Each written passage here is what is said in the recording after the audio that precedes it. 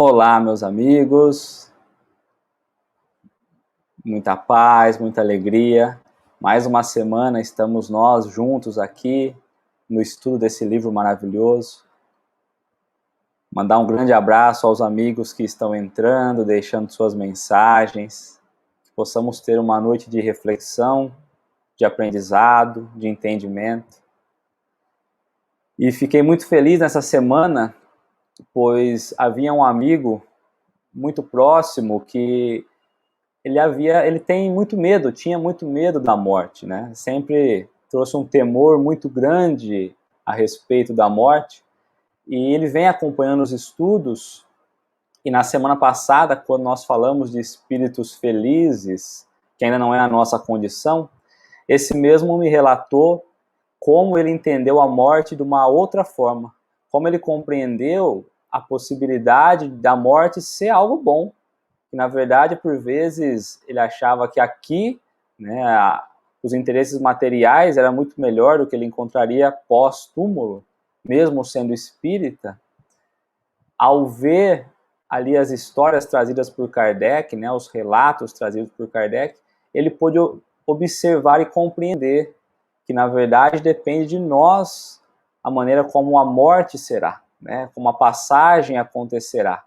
Então eu fiquei muito feliz, porque o princípio dessa obra é justamente mostrar como funciona a justiça divina, mas muito mais como funciona esse mecanismo da morte, trazendo tranquilidade, quando deixamos as nossas crenças de lado e passamos a compreender de fato como acontece esse mecanismo. Então, acredito que o estudo da semana passada tenha trazido bons frutos, né? E na semana passada nós falamos então dos espíritos felizes, e hoje nós vamos falar dos espíritos de uma condição média, uma condição mediana. E às vezes poderíamos nós pensar que seríamos nós, espíritos em condições medianas. Mas confesso que eu não estou ainda nessa classificação. Vamos trabalhar hoje, passar por alguns depoimentos, né, por algumas evocações que Kardec fez, e aí no final nós podemos parar e pensar se estamos nós nessa condição ou não. Acredito que ainda não, mas vamos lá. O primeiro caso que Kardec vai colocar é um caso que também se repete na Revista Espírita, e é uma evocação que eu tenho um carinho muito grande por ela, porque nos traz grandes reflexões.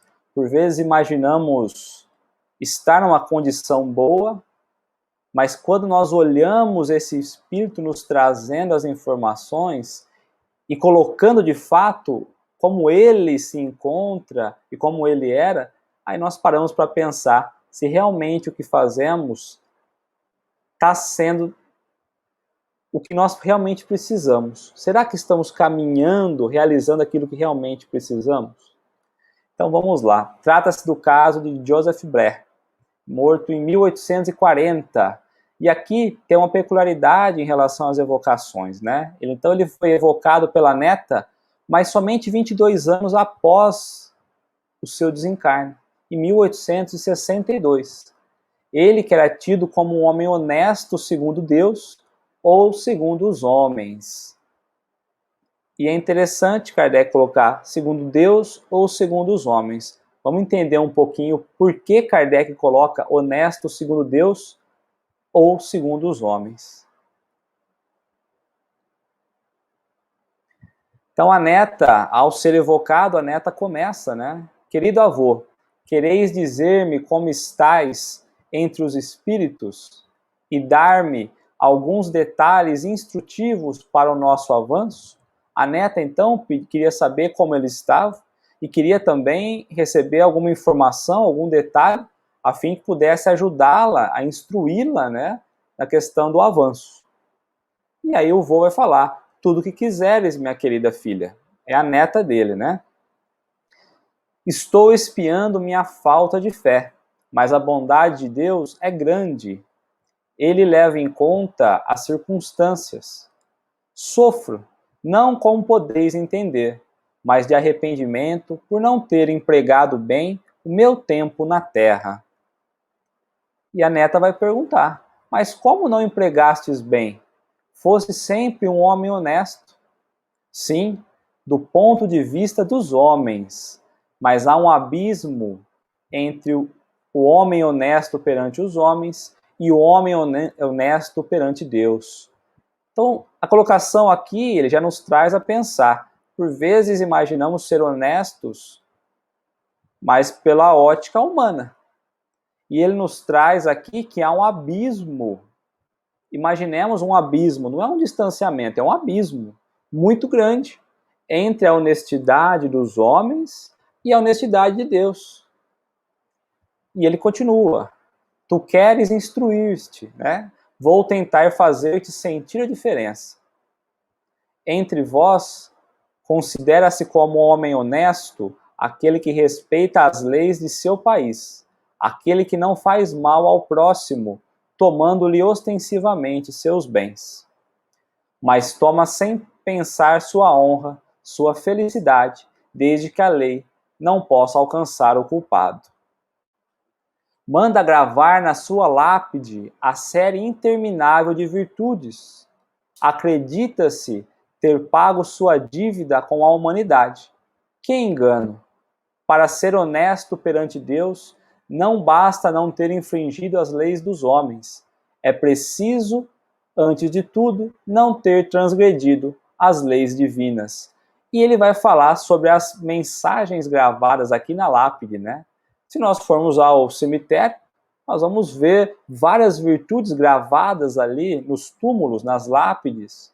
E aí ele vai colocar, porque imaginamos que nós já pagamos a nossa dívida com a humanidade. Porque nós olhamos pelo lado material, esquecemos de olhar pela honestidade pelo lado divino. Será que fomos realmente honestos com Deus na encarnação que estamos nós? Não é? Como ele coloca, é preciso, antes de tudo, não ter transgredido as leis de Deus, não só as leis humanas. O homem honesto perante Deus é aquele que, cheio de devoção e amor, dedica sua vida ao bem, ao progresso de seus semelhantes. Aquele que é ativo na vida, ativo no cumprimento da tarefa material que lhe é imposta, pois deve ensinar a seu irmão o amor ao trabalho, ativo nas boas obras, pois não deve esquecer que é apenas um servidor, ao qual o Senhor pedirá conta do uso do seu tempo, que deve pregar pelo exemplo o amor ao Senhor e ao próximo. Então, às vezes nós pensamos que por não fazer o bem já estamos fazendo o mal. E aqui ele coloca uma condição diferente. Aqui ele vai nos colocar que precisamos ser ativos no cumprimento da nossa tarefa, né? E ele coloca aqui que chegará um momento em que nós prestaremos conta do nosso tempo a Deus. Por que do nosso tempo? Nos momentos vagos, para onde temos apontado? Temos sido ativos? Temos ensinado os nossos irmãos nesse momento? Temos trabalhado? Temos amado? Ou temos buscado aquilo que nos traz prazer próprio? Que estimula muitas vezes o nosso ego, a nossa vaidade, a nossa autoestima? Estamos sendo honestos com a oportunidade que Deus tem nos colocado diante da encarnação que nós estamos? Dos nossos esclarecimentos? Temos vivido como espírito ou temos vivido apenas como corpo? O homem honesto perante Deus deve ter sempre o coração fechado ao menor fermento de orgulho, de inveja, de ambição. Ele deve ser paciente e doce com os que o atacam, deve perdoar do fundo do coração, deve amar seu Criador em todas as suas criaturas. Por fim, deve pôr em prática este resumo tão grande dos deveres do homem: amar a Deus acima de todas as coisas e seu próximo como a si mesmo. Então, se na tela anterior já estava difícil ser honesto a Deus, nessa fica um pouquinho mais, porque ele vai falar que nós não podemos trazer nem um pouquinho, nem um fermento de orgulho. Por que fermento de orgulho? Porque o orgulho não pode crescer hora nenhuma. Nem um pouquinho, não é? Não pode ter inveja, ambição, temos que ser pacientes, sermos doces, não atacar o outro, e às vezes perdemos o controle e atacamos e nem percebemos. E aí ele finaliza que nós precisamos amar a Deus acima de todas as coisas. E acima de todas as coisas são de todas as coisas. Dos bens materiais, da família, dos nossos desejos, das nossas ambições. É Deus acima de tudo, inclusive acima de nós. Se assim o é, temos que olhar para as coisas do alto, para as coisas espirituais, para as coisas divinas. É fato que ainda não estamos desenvolvidos a esse nível. Nós não estamos ainda, não alcançamos a condição de espírito que compreenda isso. Mas é preciso caminhar. Se queremos ser honestos com Deus, queremos ser honestos com a oportunidade que Deus nos deu de reencarnar, precisamos nós olhar por esse lado. Eis, minha querida filha, o que deve ser o homem honesto perante Deus. Será que eu fiz tudo isso? Não. Faltaram-me muitas dessas condições. Não tive a atividade que o homem deve ter.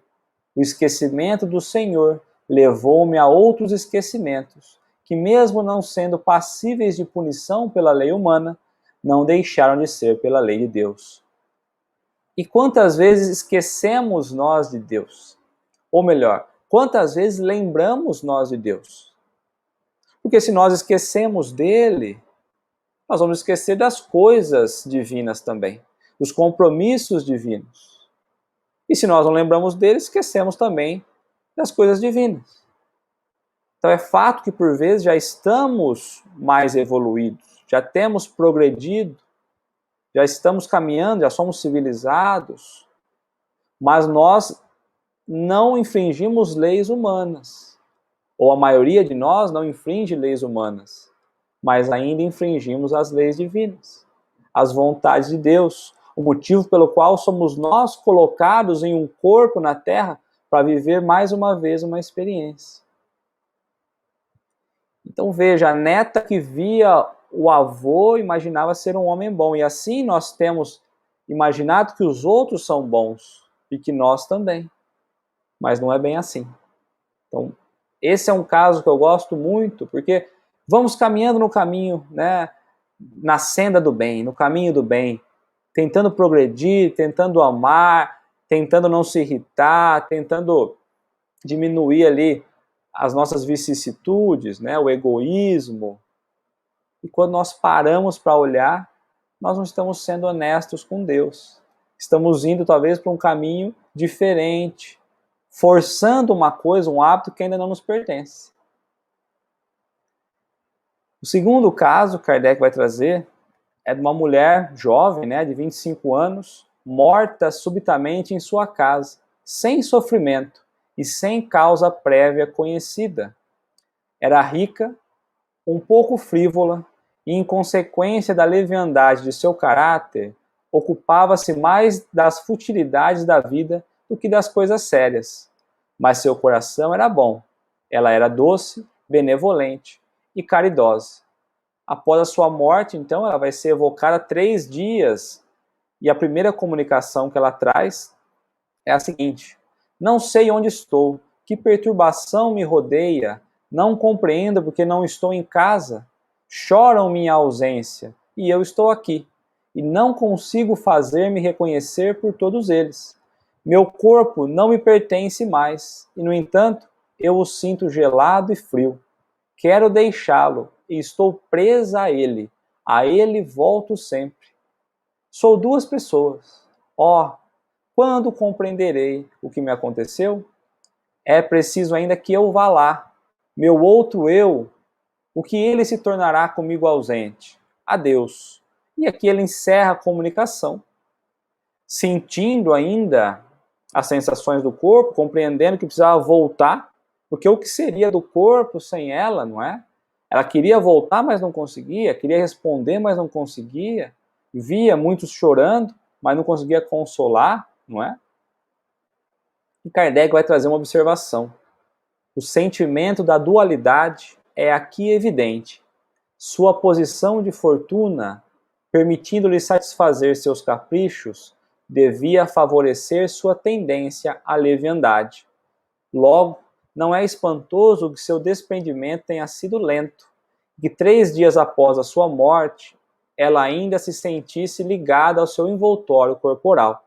Então, com toda certeza, a sua posição financeira, né, a sua fortuna e as coisas frívolas, né, levianas que ela tratava no dia a dia, a fez apegar às coisas materiais. Então, nós estávamos acostumados a ver, na semana passada, comunicações que se davam até antes do enterro do corpo. Aqui nós começamos a ver alguns dias depois. Já começamos a ver alguma dificuldade no desprender do corpo. E ele continua nessa observação. Lembrando que nesses casos trazidos, nós vamos pensar as passagens mais importantes. Mas o caso é muito mais completo. Então nós trazemos o mais importante para que a gente possa compreender um pouco melhor. E Kardec continua na observação. Mas como não havia nenhum vício sério, e que o fundo era bom, ou seja, ela era boa, né? Essa situação não tinha nada de penosa. E não durou por muito tempo. Evocada de novo, alguns dias mais tarde, sua ideia já tinha mudado muito. Então, ela deu uma comunicação. Mais para frente, Kardec vem e faz a evocação novamente. E aí a resposta dela é essa. Obrigado por teres orado por mim.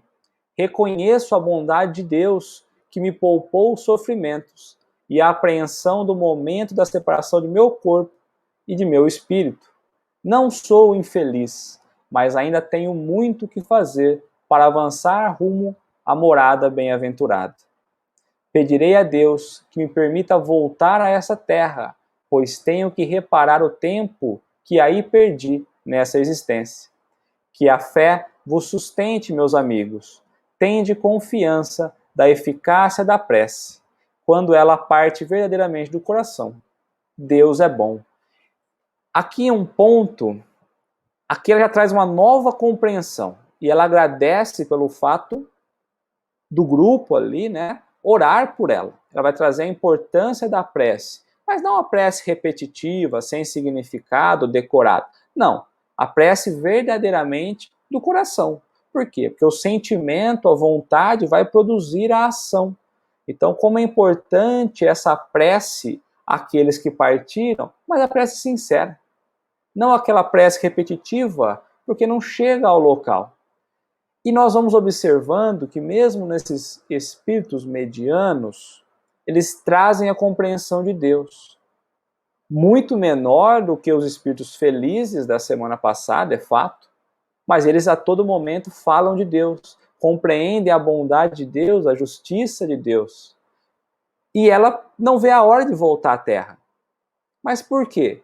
Justamente para poder fazer aquilo que não fez. Para poder reparar o tempo perdido. E quanto tempo perdido temos nós deixado? No nosso dia a dia, quando paramos para olhar, quanto tempo, quantos minutos, quantas horas nós deixamos de produzir coisas boas por preguiça, por nos distrair com coisas fúteis. E depois nós vamos pedir, muitas vezes implorar, para poder voltar e reparar o tempo perdido. E Kardec vai fazer a pergunta, lembrando Kardec sempre na questão branca e os espíritos na resposta amarela. Levastes muito tempo para vos reconhecerdes? Compreendi a morte no mesmo dia em que rezastes por mim. Ou seja, a partir do momento que o grupo ali, Kardec direciona a prece a ela, ela compreende que havia morrido. Ela sente a energia e ela dá conta. Ela desperta, então, para a verdadeira vida. Esse estado de perturbação era sofrimento? Não, eu não sofria. Acreditava sonhar e aguardava o despertar. Minha vida não foi isenta de dores, mas todo ser encarnado aqui embaixo deve sofrer. Eu me resignei à vontade de Deus, e Ele levou em conta. Estou reconhecida a vós pelas preces que me ajudaram a reconhecer-me. Obrigado. Então, mais uma vez, ela agradece a prece foi através da prece que ela se reconheceu como espírito. E foi através da prece que ela reconheceu o grupo que ali havia feito a prece para ela. E ela vai colocar que os encarnados aqui embaixo, por que embaixo? Porque a Terra ainda está numa condição inferior entre os mundos. Então a escala é baixa na escala dos mundos evoluídos, não é? Um outro caso que Kardec vai trazer, morto em 1860, evocado a pedido da irmã, que era membro da Sociedade de Paris em 1861. Aproximadamente um ano, né? Nós não sabemos se um pouquinho menos de um ano ou mais de um ano, mas o fato é que ele foi morto em 1860 e evocado em 1861. Kardec vai fazer a evocação e ele vai responder: aqui estou. E Kardec coloca: a senhora vossa irmã pediu-nos para vos evocar. Tentarei responder o melhor que puder. Ela deseja saber, primeiramente, se sois feliz. Sou errante, e esse estado transitório nunca traz nem a felicidade, nem o castigo absoluto. Demorastes muito tempo para vos reconhecerdes?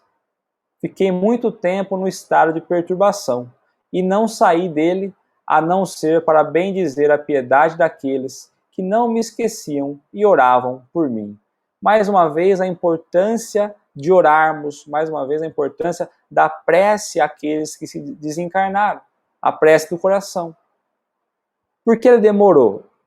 Ele demorou até a prece chegar até ele. Então, ele ficou muito tempo no estado de perturbação, mas saiu assim que ele conseguiu sentir as energias, ele estava em condição de receber as energias da prece. Quais de vossos parentes reconhecestes primeiramente? Reconheci minha mãe e meu pai.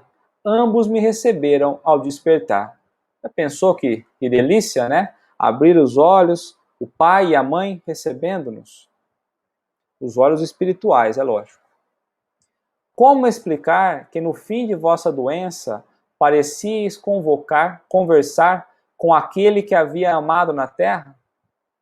Porque tive antes de morrer a revelação do mundo em que ia habitar.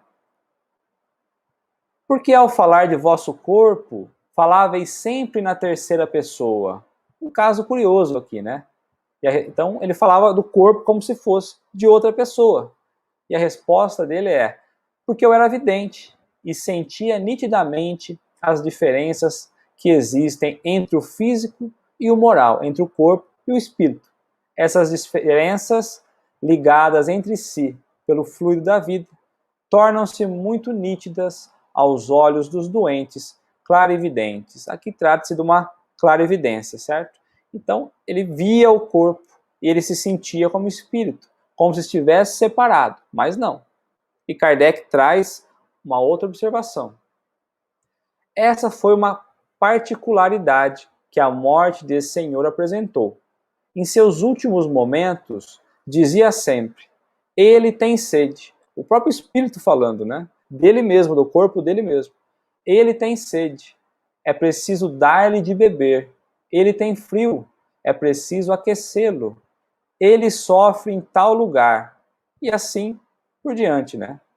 E quando lhe diziam: mas sois vós que tendes sede? Ele respondia: não, é ele.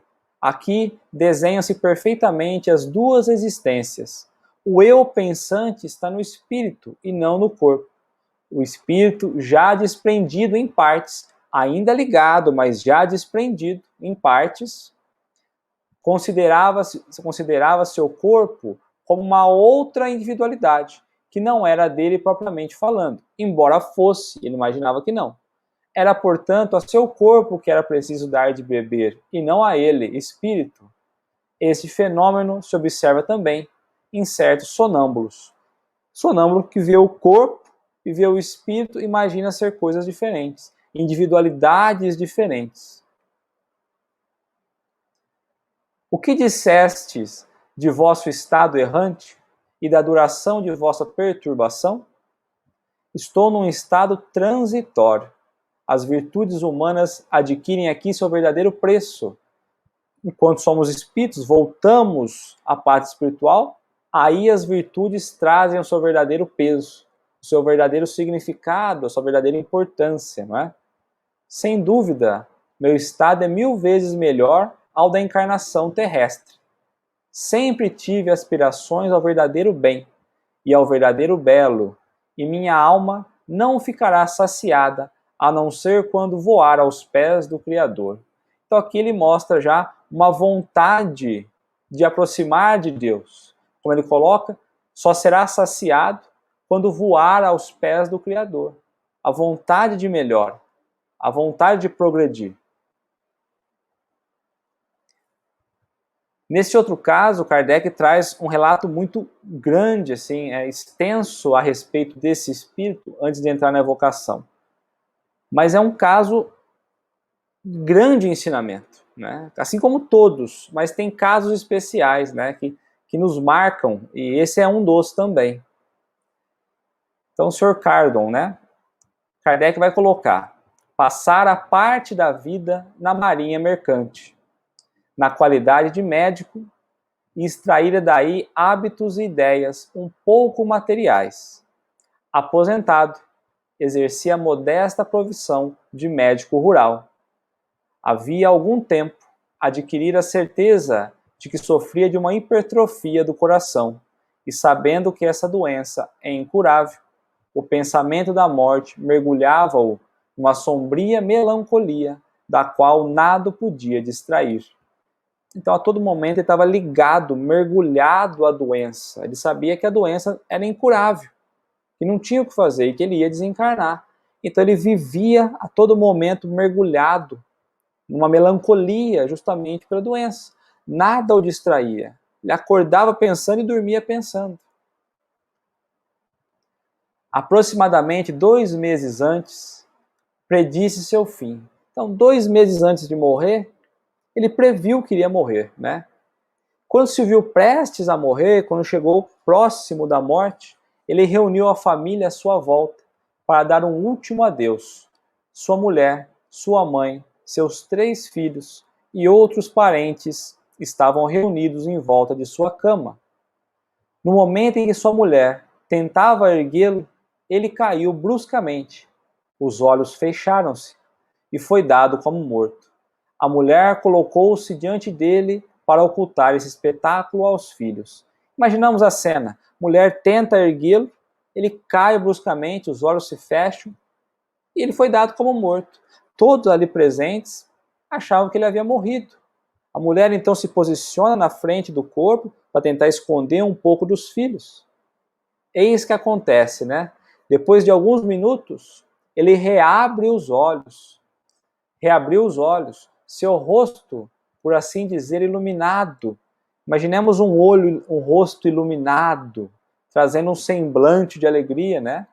Tomou uma expressão de radiosa beatitude, e ele exclamou. Então imaginemos ele abrir os olhos, aquele rosto repleto de alegria, de espanto, de beatitude, e aí ele vai dizer: ó meus filhos, como é belo, como é sublime, ó, a morte, que ventura, que doce coisa. Eu estava morto e senti minha alma se elevar bem alto, mas Deus me permitiu voltar para vos dizer: não temais a morte, é a libertação. Se pudesse descrever-vos a magnificência do que vi e as imperfeições de que me senti penetrado, mas não podereis compreender. Ó meus filhos, conduzi-vos sempre de maneira a merecer essa felicidade, reservada aos homens de bem. Vivei segundo a caridade. Se tiverdes algo, dai uma parte àqueles que carecem do necessário. Minha querida mulher, deixo-te numa posição que não é boa. Devem-nos dinheiro, mas peço-te, não atormentes aqueles que vos devem. Aguarda que possam quitar a dívida. E aqueles que não puderem, faz esse sacrifício por eles. Deus te recompensará. Então veja, ele tem uma morte, volta, Mas ele não havia rompido ainda o laço, porque senão não havia possibilidade da comunicação. Uma vez rompido o laço entre o corpo e o espírito, não tem como ele voltar, certo?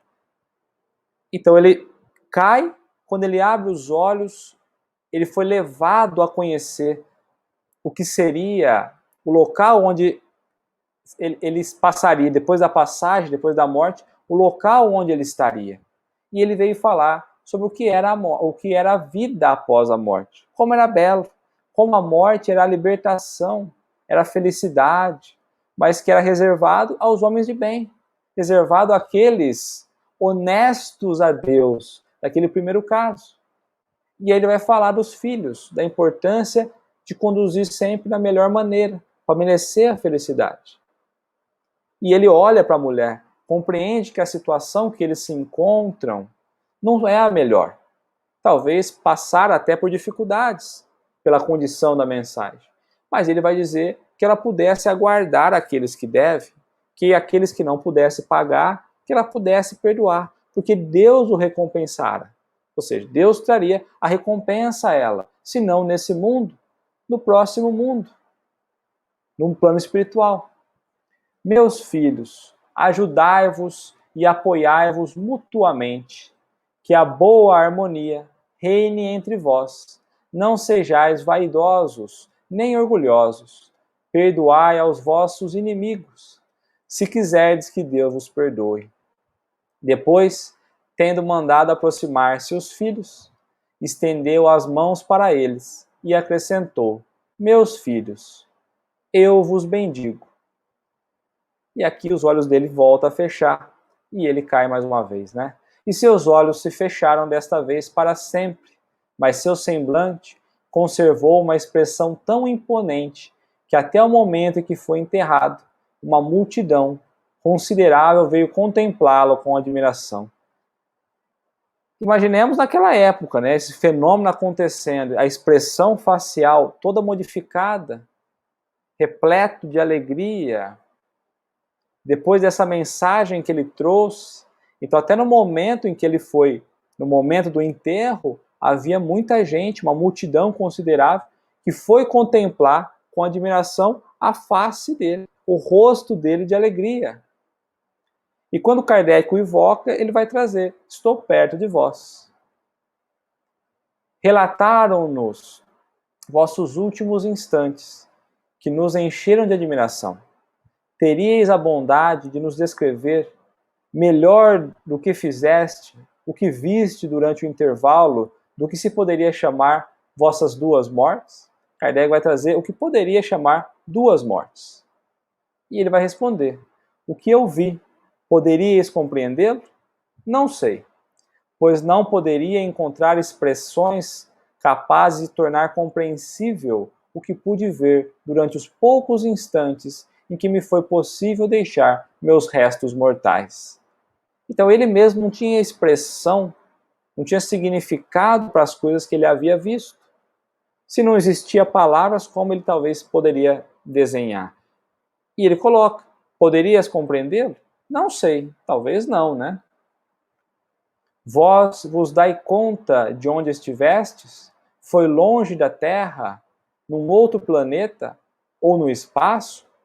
E ele vai dizer que o espírito não conhece o valor das distâncias, tais como vós as considerais. Então, por vezes, queremos pensar: quantos quilômetros, quanto tempo, qual a distância? Mas a distância espiritual, o tempo do plano espiritual é diferente da Terra. Não é? A condição da Terra inferior influencia no tempo, influencia na distância, a compreensão é diferente. Ele vai falar que ele foi levado por um agente maravilhoso, viu o esplendor de um céu como só nossos sonhos poderiam realizar. Essa corrida através do infinito ocorreu tão rapidamente que não posso precisar os instantes usados pelo meu espírito. Então ele não sabe em qual instante, quanto tempo o espírito dele foi levado nessa viagem, nessa trajetória. E Kardec coloca: atualmente, gozai da felicidade que entrevistes, ou seja, aquilo que ele viu, ele já usa, ele já goza dessa felicidade, daquele estado que ele viu? Ele vai dizer que não. Gostaria de poder gozá-lo, mas Deus não pôde me recompensar assim. Revoltei-me demasiadas vezes contra os pensamentos benditos que meu coração ditava, e a morte me parecia uma injustiça. Então, a doença que ele tinha levava ele a todo momento pensar que a morte seria uma injustiça. Então, por esse motivo, pelos pensamentos ruins e por essa condição que ele trazia ali, todo momento revivendo o pensamento da doença, não o permitiu adentrar nessa felicidade que ele havia visto. Quando de vossa morte verdadeira reconheceste imediatamente, depois da segunda morte, ou seja, a morte verdadeira, Kardec já coloca, né? A morte verdadeira, porque a primeira não foi uma morte, né? Já se reconheceu imediatamente? Ele vai dizer que não. Foram precisos alguns dias para o meu despertar. Poder-se-ia dizer que na primeira vez estáveis morto? Sim e não.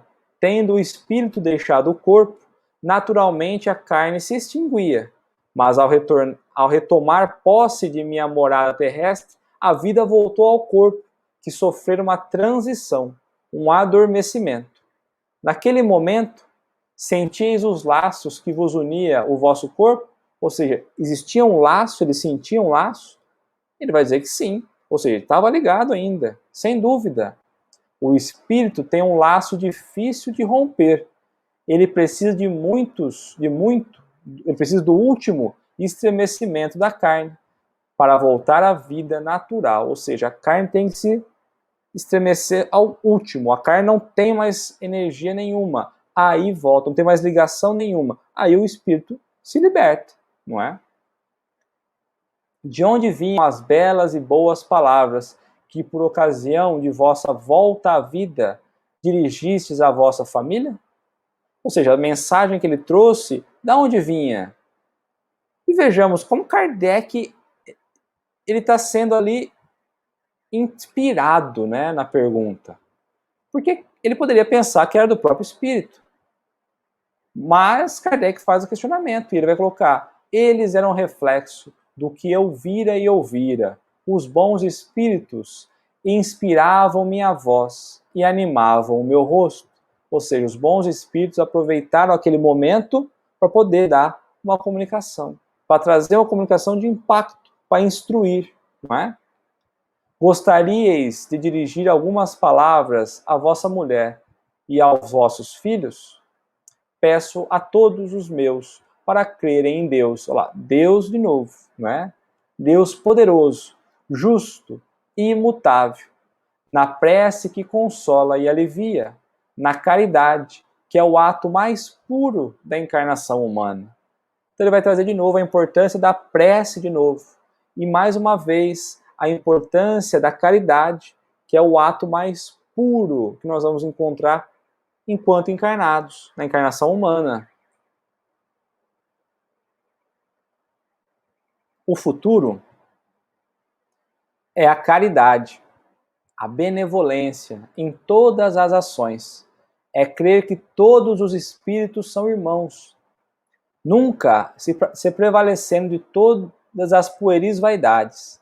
Família bem-amada, terás rudes provas, mas enfrenta-as corajosamente, pensando em Deus, pensando que Deus as vê. Então a família terá grandes provas, rudes provas, mas ele vai falar, enfrenta com coragem, porque Deus está vendo, Deus está junto de nós as dificuldades. Nada é à toa, não é? Imagina um pai de família vendo sua família, como ele precisaria estar num processo de evolutivo, um entendimento muito maior, para olhar o sofrimento, as dificuldades que a família passaria e falar, mas pensa em Deus, porque Deus está vendo, Deus está junto, tenha coragem. Nós talvez nos desesperaríamos, não é? E aqui, no último caso que nós vamos trazer hoje, que também nos traz grande reflexão, porque embora eu tivesse olhado por esse lado algumas vezes, né, e falado sobre isso algumas vezes, aqui nos mostra muito mais. Eu não vou falar o porquê, para deixar chegar no momento desse caso, mas que nós nos coloquemos no papel de pais, de pai e mãe. Qual é o nosso papel? Qual é o nosso objetivo? Nós temos uma missão. E qual é a missão dos pais? É colocar o espírito do filho na senda do bem. Está lá no livro dos Espíritos. No caminho do bem. Temos nós que dirigir esse espírito ao caminho do bem. Aos primeiros passos no caminho do bem. Esse é o nosso objetivo, nossa missão como pais. Mas vamos entender um pouquinho melhor esse caso. Uma jovem mulher morta aos 35 anos. Aqui Kardec traz algumas mortes mais novas, né? Após uma longa e cruel doença, espirituosa, dotada de rara inteligência, de eminentes qualidades morais, esposa e mãe de família.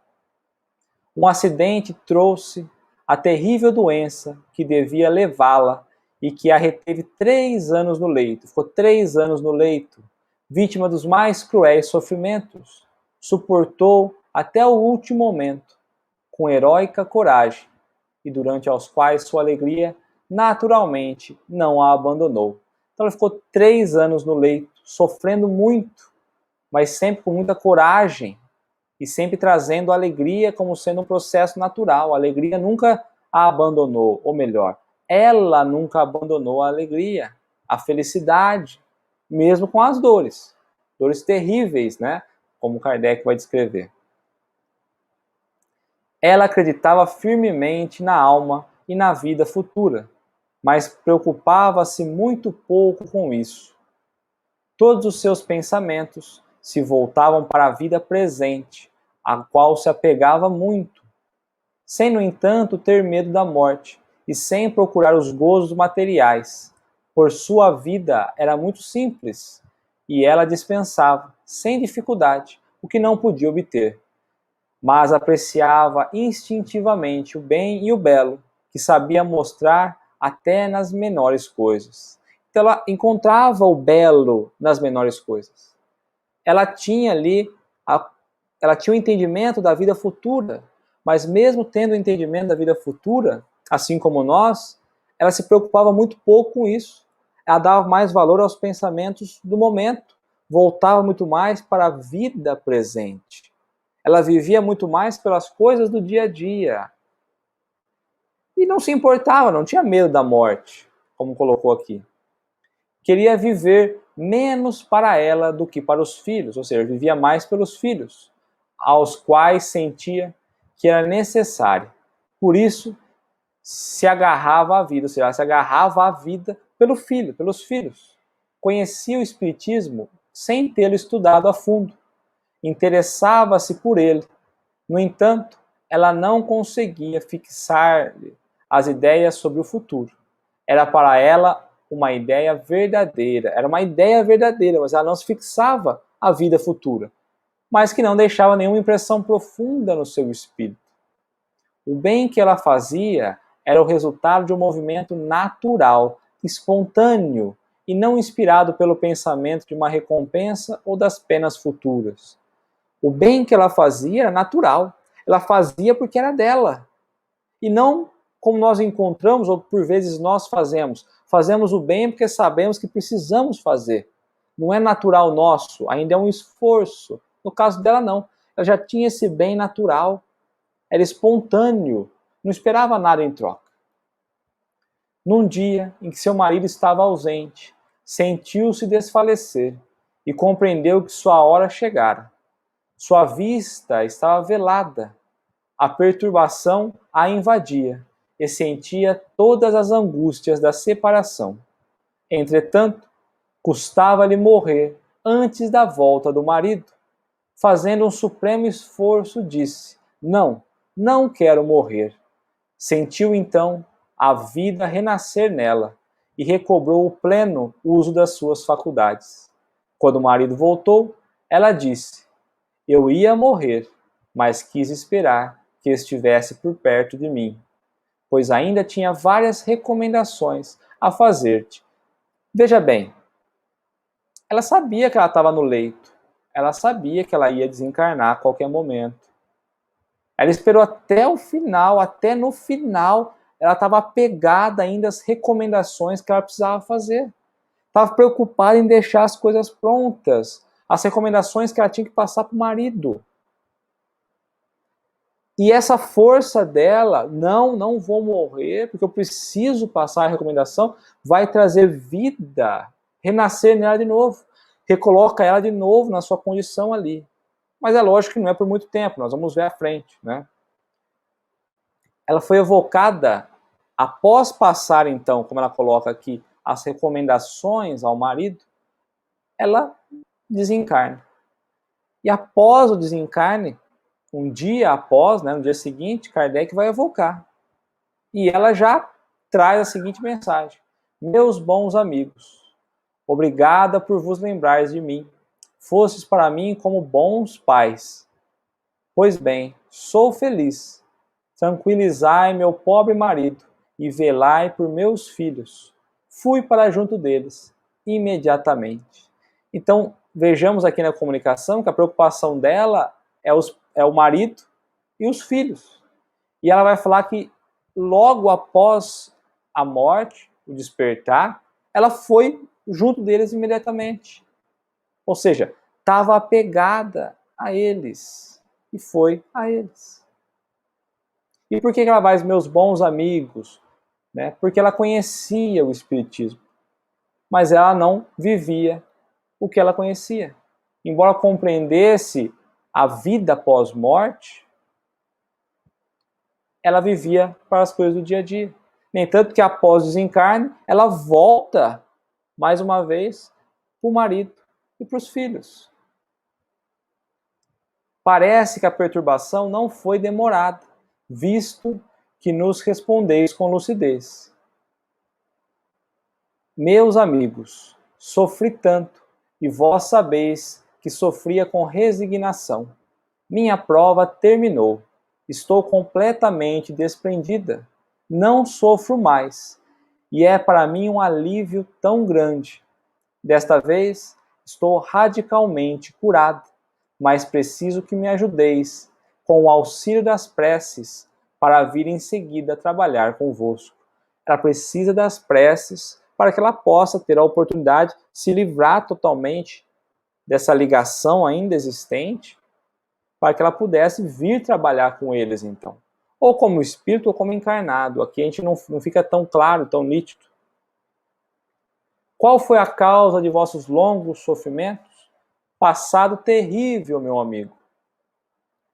Agora que deveis estar completamente desprendida, que vos reconheceis melhor, poderíeis dizer qual foi a causa de vossa longa agonia? Por que ela sofreu tanto? Mas antes disso, vejamos que às vezes nós pensamos em nos apegar apenas às coisas materiais. E lembra que eu falei da nossa missão como pais? Os nossos filhos, nosso marido, a nossa mulher, esposa, que relação ela tem conosco, se não espiritual?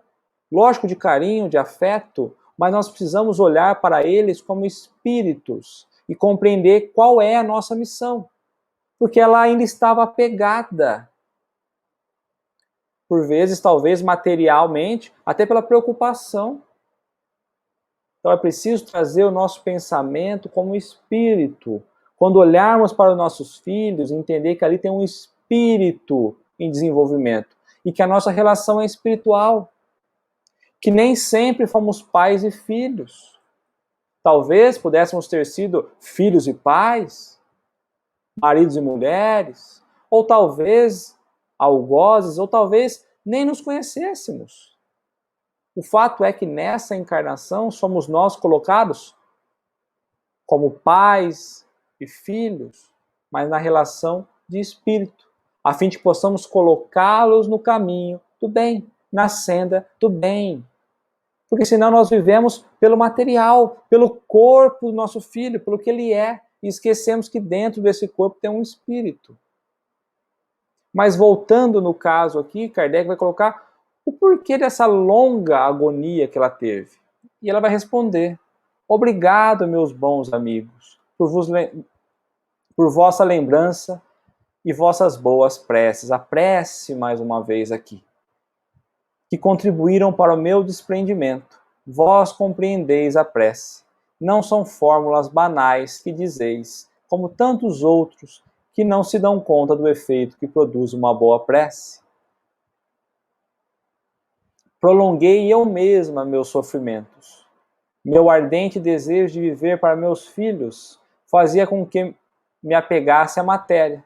Eu não queria abandonar o corpo com o qual era preciso romper, e que, no entanto, era para mim um instrumento de tanta tortura. O corpo trazia tortura e ela era apegada à matéria. Os filhos faziam ela se tornar apegada à matéria.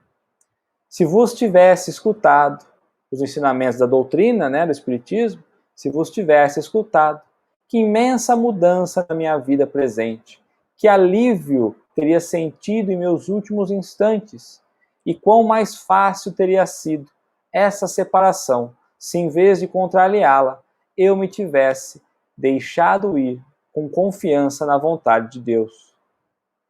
Mas, em vez de dirigir meus olhares para o futuro, eu só vi o presente que ia deixar. E nós seremos assim, somos assim. A preocupação nossa é no que nós vamos deixar, em quem nós vamos deixar, como vai ser. E esquecemos de confiar em Deus. Nos preocupamos com o presente, esquecemos da vida futura. Quando eu voltar à Terra, ou seja, mais uma vez, voltar à Terra porque ela não cumpriu de fato, ela não foi honesta com Deus no seu papel. E nós também não estamos sendo. Quando eu voltar à Terra, serei espírita. Que ciência imensa! E nós somos espíritas, hein? Pensemos. Se pudesse ter compreendido quando estava na Terra, meu sofrimento teria sido bem moderado. Hoje, compreendo a bondade de Deus e sua justiça, mas ainda não estou suficientemente. Meus filhos ainda me prendem, não mais para mimá-los, mas para velar por eles. Ou seja, ainda tem a ligação, mas ela já despertou, não mais para mimar, para agradar, não é? Mas agora para velar por eles, para acompanhá-los, pela preocupação de mãe, não é? Podeis dar-nos alguma explicação sobre o passado que deplorais? Ou seja, outras existências, o que te trouxe a esse ponto? Ela vai dizer: sim, meus bons amigos, estou pronta a fazer-vos minha confissão. Eu desconhecer o sofrimento, vir a minha mãe sofrer sem sentir compaixão, tratar-a de doente imaginária, não havendo nunca acamado, supunha que ela não sofria e ria de seus sofrimentos. Então, ela ria da mãe porque ela acreditava que a mãe não era doente, embora a mãe se queixava, mas por não estar no leito ou na cama, não é? Ela imaginava que era mentira e ria dessa situação da mãe. Então ela vem agora para experimentar essa sensação. E aí Kardec vai evocá-la 6 meses depois da sua morte. Agora que passou um tempo, desde que deixaste vosso envoltório terrestre, ou seja, o corpo, quereis escrever vossa situação e vossas ocupações no mundo dos espíritos? Durante minha vida terrestre, eu era o que se chamava uma boa pessoa, mas antes de tudo, amava meu bem-estar. Talvez não tivesse sido capaz de um sacrifício penoso para aliviar o infortúnio. Hoje tudo mudou. O eu do passado, o eu de outrora, sofreu modificações. Vejo que não há outra posição nem condições senão o mérito pessoal. Um pobre caridoso e bom está acima do rico orgulhoso, que o humilhava com a sua esmola. Então ela traz um ensinamento, né? E Kardec vai colocar, então, logo após, uma pergunta ao Espírito São Luís. E ele vai colocar: pode uma pessoa, pelo esforço da sua vontade, retardar o momento da separação da alma e do corpo? Talvez muitos de nós fiquemos pensando, né? Mas como que ela conseguiu, né, restabelecer um pouco das suas forças, da sua energia, adiar a morte? Kardec vem colocar, pergunta a São Luís, e São Luís vai responder. Certamente, um espírito encarnado pode, né, prolongar, né, retardar o momento de separação da alma e do corpo, em certas condições. Prolongar a existência corpórea para terminar instruções indispensáveis. Isso pode ser-lhe permitido. Esse prolongamento da vida só poderia ser de curta duração, pois não pode ser dado ao homem inverter a ordem das leis da natureza, nem provocar uma volta real à vida. É um adiantamento momentâneo, ou seja, é um tempo curto, curta duração, é um momento apenas que às vezes o espírito consegue com sua força justamente para trazer alguma instrução indispensável. Porque talvez se ela não tivesse dado a instrução ao marido, ela estaria numa condição muito pior. Ela estaria pensando, preocupada na instrução que ela não havia dado. Como prova para o espírito, ou no interesse de uma missão a terminar, os órgãos gastos podem receber um suplemento de fluido vital, que lhe permita acrescentar alguns instantes à manifestação material do pensamento. Os casos semelhantes são exceções e não a regra. Então, são exceções dos casos que isso são permitidos, não é a regra, certo? E Kardec traz uma observação. Poderiam espantar a rapidez do desprendimento desse espírito, considerando seu apego à vida corpórea. Mas esse apego não tinha nada de material, apenas moral, visto que era motivada pelo interesse por seus filhos. Então, às vezes, a gente pode pensar, mas ela é tão apegada e ela já se comunicou um dia após, né? Porque ela era, embora apegada aos filhos, o apego era moral e não material. Não era pelos bens, pelas posses, não é? Era moral como mãe e filho. Entretanto, o espírito foi punido por sua resistência com o prolongamento de seus sofrimentos, ou seja, ela quis ficar, ela foi ficando e ela foi sofrendo cada vez mais. Se ela tivesse aceitado, ela teria sofrido menos. Mas ela quis ficar ali, apegada ao corpo justamente pela paixão aos filhos, pelo interesse aos filhos, e ela sofreu por muito mais tempo que devia, não é? E Kardec vai colocar.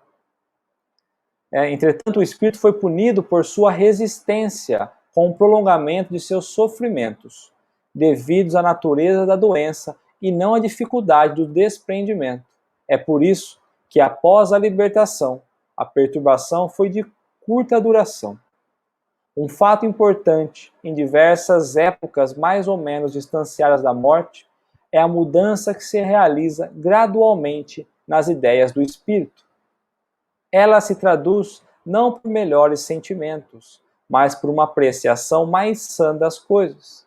O progresso da alma na vida espiritual é, portanto, um fato constatado pela experiência. A vida corporal é a colocação em prática desse progresso. Aqui ele vai colocar para que nós possamos olhar como que mesmo desencarnado, né, mesmo na condição espiritual, o espírito progride. Porque às vezes imaginamos que o espírito vai progredir apenas na matéria. Não. Na condição espiritual, o pensamento também progride.